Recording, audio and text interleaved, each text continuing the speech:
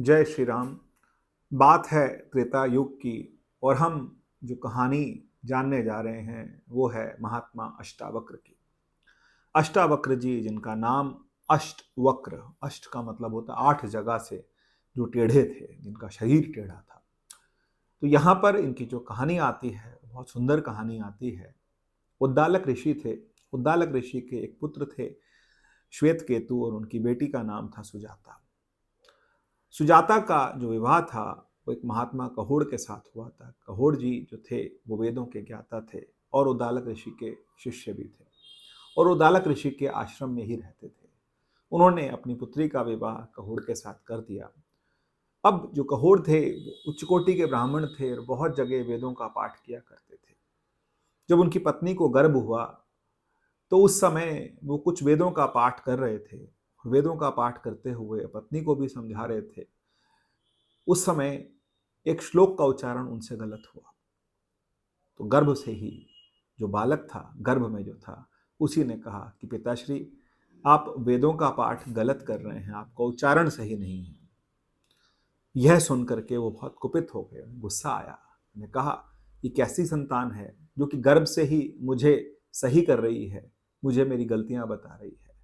उन्होंने उसी समय गर्भ को ही श्राप दे दिया कि जब तू पैदा होगा, क्योंकि शिव बातें ही टेढ़ी करता है, जब तू पैदा होगा तो 8 जगह से टेढ़ा होगा।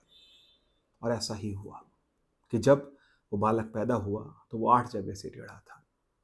जब वो बालक पैदा हुआ उससे पहले ही एक घोड़ ऋषि थे, उन्होंने सुना कि राजा जनक ने अपने महल में बहुत सारे जो ज्ञानी लोग हैं उनको बुलाया है, वेदों के ज्ञानियों को बुलाया है और उनको बुला करके वहां पर एक प्रतियोगिता रची है। वो प्रतियोगिता ये है कि वहां पर कोई भी आकर के जो वरुण जो देवता थे, उनके पुत्र थे वंदिन, उनके सामने आकर के जो शास्त्रार्थ करेगा, अगर वो शास्त्रार्थ में हार जाएगा, जो व्यक्ति हार जाएगा उसको जीतने वाला जो चाहे वो सजा दे सकता है। कहोड़ को धन की आवश्यकता भी थी क्योंकि वहां पर बहुत पुरस्कार के रूप में कई सौ गायें जो थी राजा जनक देना चाहते थे, जो कि स्वर्ण से जड़ित थी। तो ऐसे में राजा जनक के दरबार में कहोड़ गए और उन्हें अपने वेदों का अच्छा ज्ञान था, लेकिन वंदन के सामने उनकी एक ना चली और वो हार गए। और जब वो हारे तो वंदन यही करता था क्योंकि वरुण देवता का पुत्र था, तो जल में डुबो करके, कहा जाता था मार देता था, लेकिन वो मरते नहीं थे, वो वरुण देवता के पास चले जाते थे। तो फिर ऐसा ही कहोड़ के साथ हुआ। तो फिर जब अष्टावक्र पैदा हुए तो अष्टावक्र को उनके पिता नहीं मिले। जो उद्दोलक ऋषि थे उन्होंने और श्वेत केतु ने और सुजाता ने उन्हें पाला।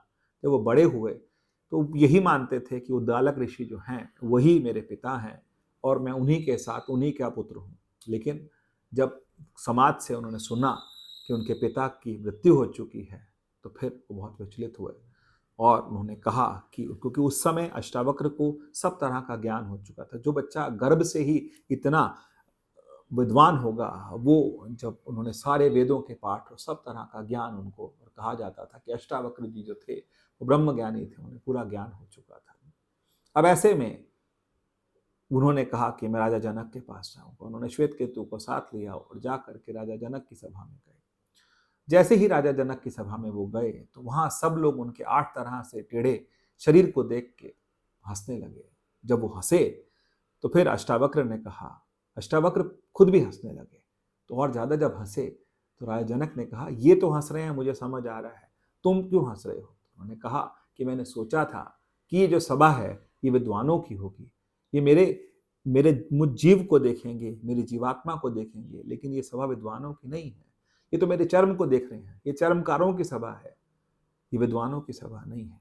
तो राजा जनक को ये बात थोड़ी बुरी लगी।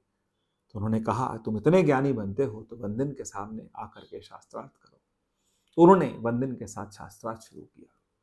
जब शास्त्रार्थ शुरू हुआ तो शास्त्रार्थ के अंदर उन्हें बताया 1 का मतलब क्या है, 2 का मतलब क्या है, 3 का मतलब क्या है, 4 का मतलब क्या है, 4 पुरुषार्थ होते हैं, 5 जो हमारी पंचेंद्रियां होती हैं। तो सब करते करते करते करते उसके जब वहां पर 13 पर पहुंचे तो 13 से आगे वंदिन जवाब नहीं दे पाया, लेकिन जो अष्टावक्र थे वो जवाब देते रहे। जब जवाब दिए तो फिर उसके बाद वंदिन का सिर नीचे हो गया। वंदिन का सिर नीचे हुआ तो वंदिन ने कहा, तुम जो चाहो मुझे सजा दे सकते हो। लेकिन अष्टावक्र जी ने कहा कि आपने गलत किया कि सभी जितने लोग हारे थे, माना वो हारे, उन्हें पूर्ण ज्ञान नहीं था, लेकिन उनको मृत्युदंड आपको नहीं देना चाहिए था। अगर आप कर सकते हैं तो जितनों को आपने मृत्युदंड दिया है उनको दोबारा वापस ले आए। फिर क्योंकि वो वरुण देवता के पुत्र थे और उनके पास सारे सबके जो जो जीव थे वो सबके सब वो वापस ले आए। वंदन ने सबको जीवित कर दिया। तो कहोर ने जब अपने पुत्र को देखा तो बहुत खुश हुए। उन्हें पता लगा कि अष्टावक्र है। जब वो आए तो उन्होंने आ करके अपने पुत्र से बोला कि सामने जो नदी बह रही है, इस नदी में आप स्नान करो। जब वो स्नान करने गए तो स्नान करके जब बाहर आए तो अष्टावक्र एक बहुत सुंदर युवक के रूप में बाहर आए और उनके जो 8 तरह के वक्र थे वो खत्म हो गए। इसी बीच में राजा जनक अष्टावक्र से बहुत प्रभावित हुए। इसीलिए राजा जनक ने शास्त्रार्थ तो नहीं, अब उनसे ज्ञान लेने के लिए उनको बार बार अपनी सभा में बुलाने लगे।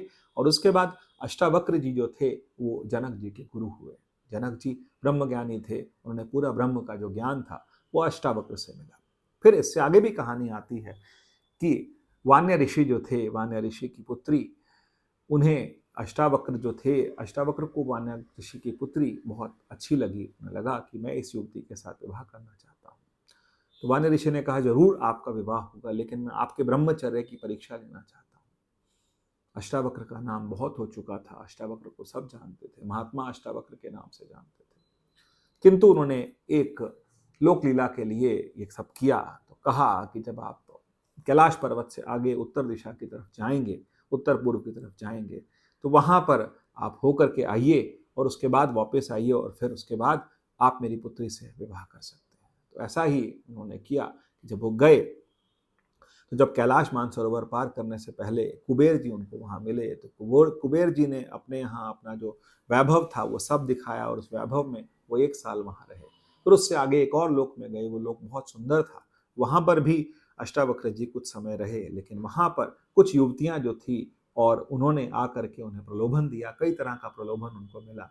लेकिन अष्टावक्र जो थे अपनी जगह से टस से मस नहीं हुए। उनका ब्रह्मचर्य जो था, उनका जो आत्मनियंत्रण था, उनका जो दृढ़ संकल्प था वो ठीक रहा।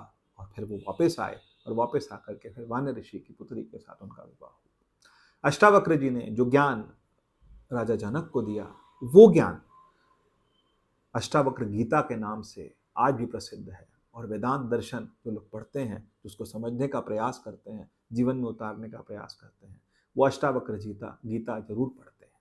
जय श्री राम।